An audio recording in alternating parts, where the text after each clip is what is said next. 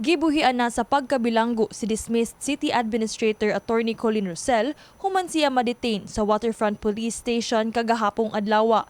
Gidakop si Rosel sulod sa Office of the City Mayor sa Cebu City Hall tungod sa usurpation of authority.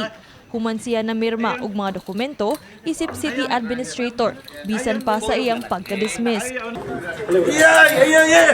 Grabing tensyon ang nahitabo sulod sa City Hall ug gani makita nga nagdumili pa si Rosel sa mga pulis nga miposas kaniya. Asoy sa mga abogado ni Rosel nga walay formal nga kaso nga gipasaka batok kaniya.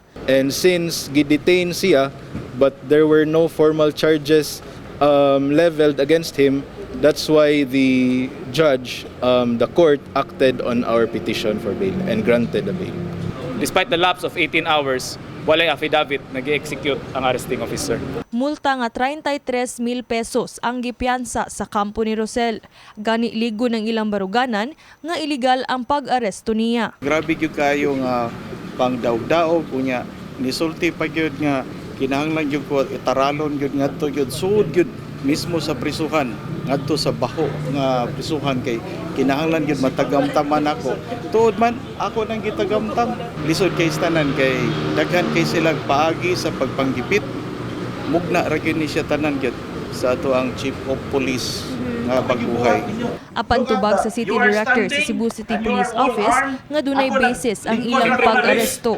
Anong illegal man nga na may complainant na evidence i-admit man niya nga siya mismo ang nagpirma ito without the authority and he was already terminated as city legal as city administrative officer. We arrested because of the complaint of the incumbent city administrator Attorney Christine Butugan and Attorney Ortiz, the legal officer of Cebu City. Pursigido si Rosel nga mapasaka og kaso batok sa mga nalambigit sa pag-aresto kaniya. Ang ako ang tanan kay lisod man sad kay kung kinsay sad-an naman na sad siya pero ato pang susiyon kay basig nagkadaghan ba.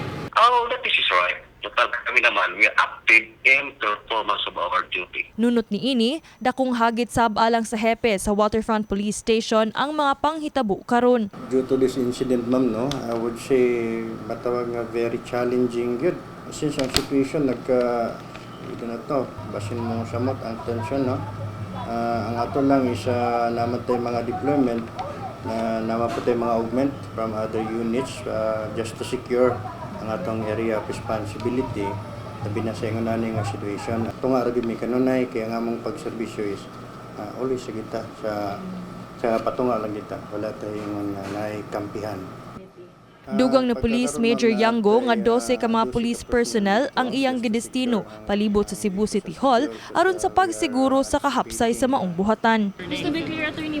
Kini si Queenie Holigon alang sa MyTV Cebu.